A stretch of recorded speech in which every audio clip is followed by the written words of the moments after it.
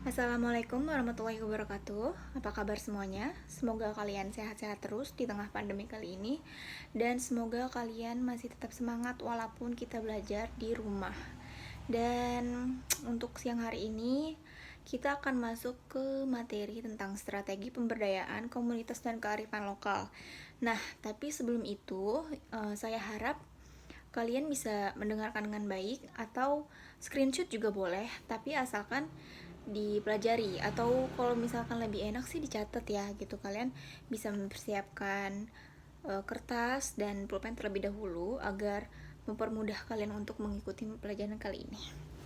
Oke, saya kasih waktu sebentar.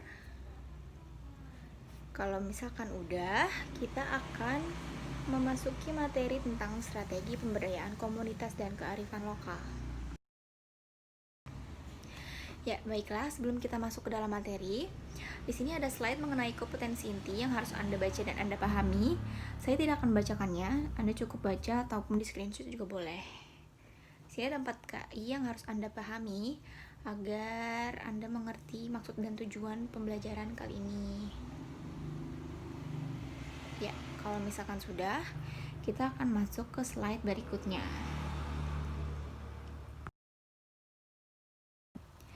Ya, selanjutnya selain kompetensi inti, di sini juga ada kompetensi dasar dan indikator pencapaian kompetensi yang harus kalian pahami juga. Di sini saya akan membacakan.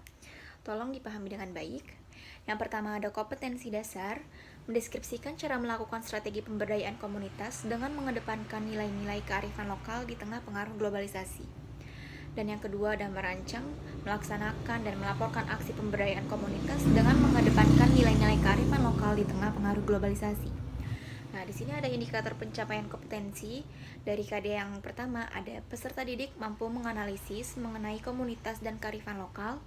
Yang kedua, peserta didik mampu menyusun strategi pemberdayaan komunitas di tengah pengaruh globalisasi. Dan di KD yang kedua, indikator pencapaian kompetensinya yang pertama yaitu peserta didik melakukan kajian atau analisis strategi pemberdayaan komunitas dengan mengedepankan nilai-nilai kearifan lokal di tengah-tengah pengaruh globalisasi. Dan yang kedua, ada peserta didik memaparkan hasil kajian atau analisis strategi pemberdayaan komunitas dengan mengedepankan nilai-nilai kearifan lokal di tengah-tengah pengaruh globalisasi. Slide berikutnya mengenai tujuan pembelajaran dari masing-masing KD. KD ketiga, kalian diharapkan dapat menganalisis komunitas dan kearifan lokal, dan yang kedua menyusun strategi pemberdayaan komunitas di tengah pengaruh globalisasi. Untuk KD keempat ini, kalian diharapkan dapat melakukan kajian atau analisis tentang strategi pemberdayaan komunitas dengan mengedepankan nilai-nilai kearifan lokal di tengah pengaruh globalisasi. Yang kedua, memaparkan hasil kajian atau analisis tentang strategi pemberdayaan komunitas dengan mengedepankan nilai-nilai kearifan lokal di tengah pengaruh globalisasi. Subbab yang pertama yaitu komunitas dan kearifan lokal. Selanjutnya, di sini ada gambar. Nah, gambar ini nanti akan saya jadikan tugas. Saya akan kirimkan kepada ketua kelas dan kalian analisis dari kedua gambar ini yang mana yang merupakan komunitas. Oke, kalau misalkan udah kalian pahami, kita akan masuk ke slide selanjutnya. Apa itu yang dimaksud komunitas? Komunitas dalam bahasa Inggris disebut juga sebagai community, atau artinya masyarakat setempat yang memiliki cakupan wilayah yang sama. Nah, bisa jadi juga karena memiliki wilayah yang sama, nah anggota masyarakat juga memiliki jaringan interaksi yang kuat. Kemudian terdapat kebudayaan yang sama antar anggota. Nah, sedangkan komunitas menurut Conyers yaitu ada 3 pengertian. Yang pertama, komponen-komponen fisik yang menggambarkan adanya kelompok manusia yang hidup di daerah tertentu dan saling berinteraksi. Yang kedua, anggota-anggota komunitas pada umumnya memiliki beberapa ciri yang khas yang sama, menyebabkan identifikasi mereka sebagai sebuah kelompok. Dan yang terakhir, ada suatu komunitas pada umumnya memiliki keserasian dasar, dalam hal ini perhatian dan aspirasi. Kemudian ada jenis-jenis komunitas. Di sini ada 3 komunitas. Yang pertama komunitas adat, komunitas lokal, dan komunitas berdasarkan minat. Nah, kalau komunitas adat itu biasanya terbentuk dalam masyarakat yang memegang nilai-nilai adat tertentu. Contohnya ada suku Baduy, suku Sasak, dan masih banyak lagi. Kemudian komunitas lokal ini mencakup masyarakat yang bermukim atau mencari nafkah di wilayah tertentu. Misalnya ada komunitas lokal di sekitar pabrik, kantor, desa, atau wilayah tertentu. Nah, yang terakhir komunitas berdasarkan minat. Nah, komunitas ini sesuai hobi, misalkan bisa komunitas pecinta sepeda, contohnya komunitas fotografi, dan masih banyak lagi. Kemudian ada kekuatan pengikat komunitas. Nah, kekuatan pengikat komunitas ini bersifat horizontal karena dibentuk oleh beberapa individu dengan kedudukan yang setara. Nah, kekuatan ini mempunyai kepentingan bersama dalam memenuhi kebutuhan kehidupan sosial yang berdasarkan atas kesamaan latar belakang budaya, ideologi, dan sosial ekonomi. Kemudian diikat oleh batas wilayah. Kemudian ada unsur-unsur komunitas. Nah, unsur-unsur komunitas ini biasanya bersifat saling ketergantungan. Nah, karena adanya solidaritas di dalam suatu komunitas, sehingga membentuk pola hubungan yang saling membutuhkan antara anggota. Nah, karena adanya pola tersebut, sifat ketergantungan dalam komunitas ini menimbulkan perasaan saling melindungi dan menjaga eksistensi komunitas. Nah, perasaan ini disebut sebagai perasaan komunitas atau community sentiment. Sedangkan menurut Surjono Sukanto, unsur-unsur perasaan komunitas dibagi menjadi 3. Yang pertama ada seperasaan, yang kedua ada sepenanggungan, dan yang ketiga ada saling memerlukan. Nah, seperasaan ini timbul akibat seseorang berusaha mengidentifikasikan dirinya dengan sebanyak mungkin orang yang ada dalam suatu komunitas itu sendiri. Nah, keadaan ini menyebabkan munculnya kedekatan dalam anggota komunitas. Nah, yang kedua ada sepenanggungan.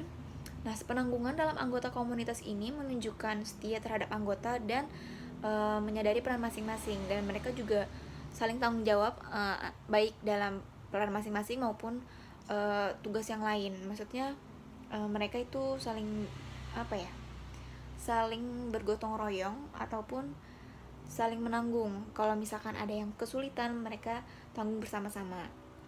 Kemudian ada saling memerlukan. Nah, ini hampir sama sih dengan sepenanggungan. Nah, komunitas identik dengan kelompok orang dalam suatu wilayah.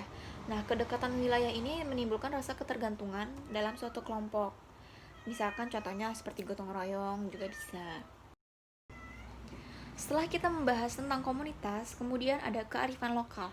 Nah, kearifan lokal itu apa sih? Kearifan lokal ini berisi gagasan-gagasan setempat yang bersifat bijaksana, penuh kearifan, bernilai baik, dan yang tertanam dan diikuti oleh anggota masyarakat. Nah, kearifan lokal ini juga tertuang dalam UU nomor 32 tahun 2009 tentang perlindungan dan pengelolaan lingkungan hidup.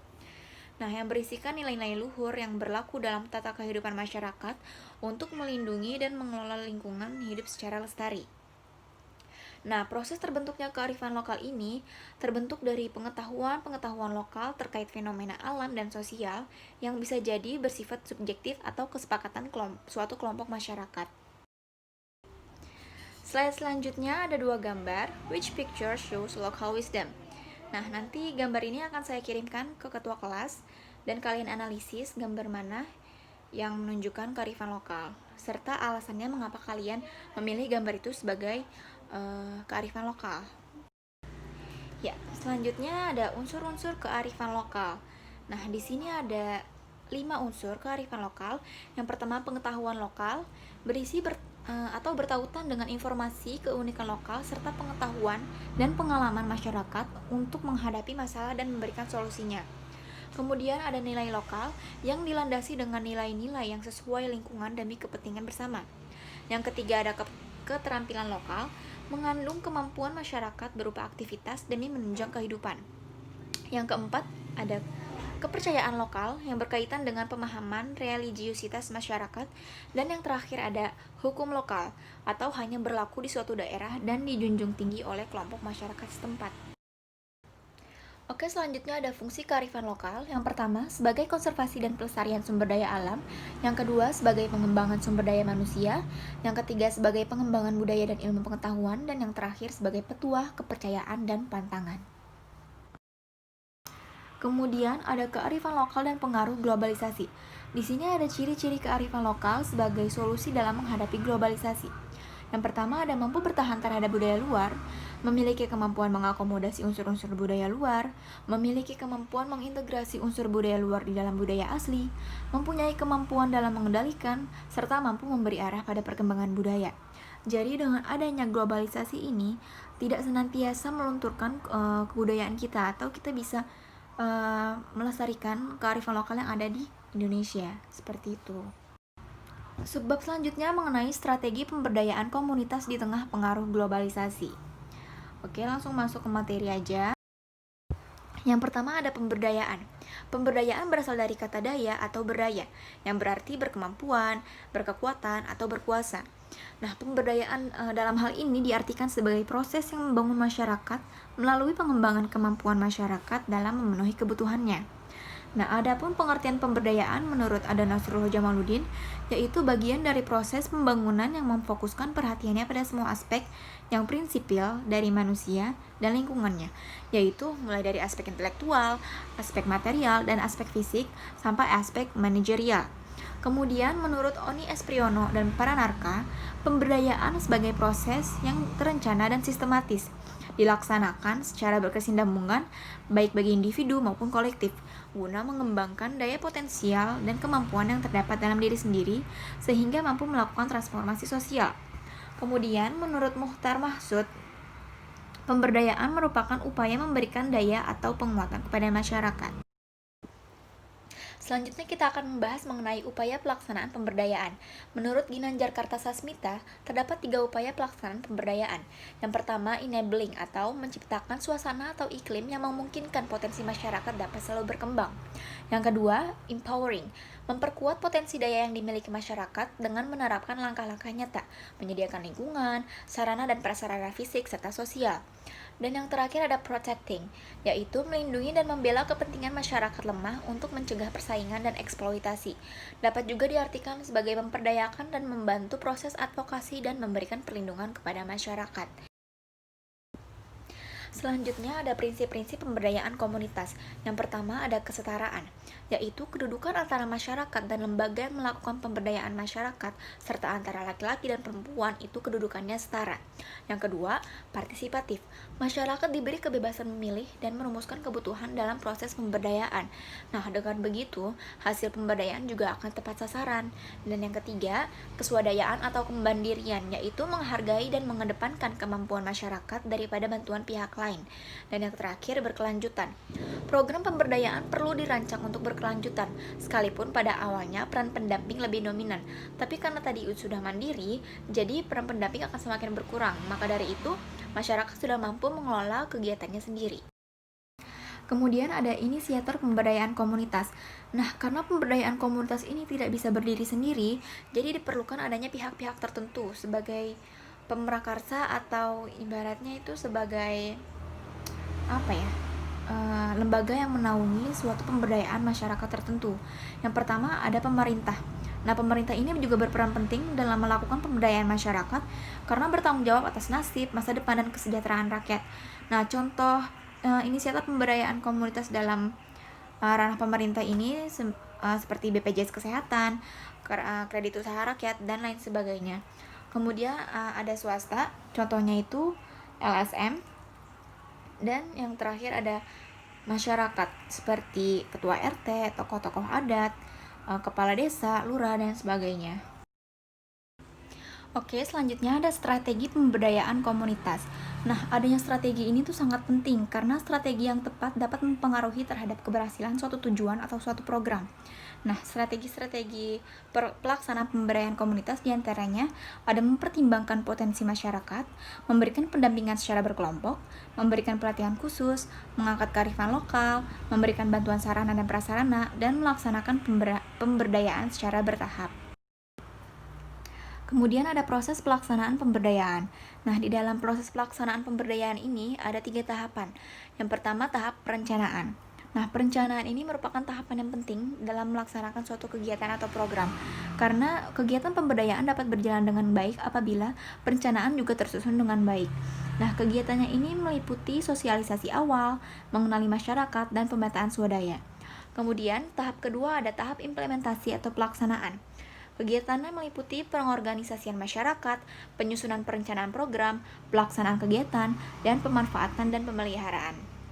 Kemudian tahap terakhir atau tahap evaluasi.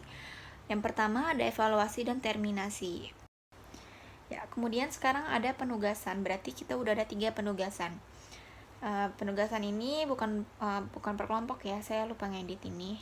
Jadi nanti kalian kerjakan individu saja, kemudian nanti dikumpul ke ketua kelas. Nah, setelah itu di sini juga ada soal pilihan ganda. Pilihan gandanya mudah ya, ada 10 soal aja, jadi kalian kerjakan dengan sebaik mungkin. Ya, kesimpulan pada materi kali ini yaitu komunitas merupakan masyarakat setempat yang memiliki cakupan wilayah yang sama. Nah, karena adanya ketertarikan yang sama terkait suatu fenomena alam dan sosial, maka terbentuklah kearifan lokal yang kemudian terbentuklah pemberdayaan komunitas dan kearifan lokal, juga dibantu oleh inisiator pemberdayaan komunitas dan kearifan lokal seperti masyarakat, pemerintah, dan juga swasta. Nah, di dalam pemberdayaan, adanya strategi pemberdayaan komunitas dan kearifan lokal juga penting, sebab strategi pemberdayaan komunitas dan kearifan lokal merupakan solusi dalam menghadapi adanya globalisasi. Baiklah semuanya, materi kali ini sudah selesai. Semoga kalian paham dengan materi yang saya berikan pada hari ini. Jika ada yang belum paham, bisa langsung ditanyakan ke saya atau WA ketua kelas, baru ketua kelas WA ke saya. Dan jangan lupa tugasnya dikerjakan dan dikumpulkan dalam satu folder ya. Dan semoga kalian tetap semangat dalam belajar meskipun belajar di rumah aja. Dan jangan lupa jaga kesehatan, minum vitamin, dan jangan keluar kalau misalkan gak penting-penting banget. Nah, sekian dari saya. Wassalamualaikum warahmatullahi wabarakatuh.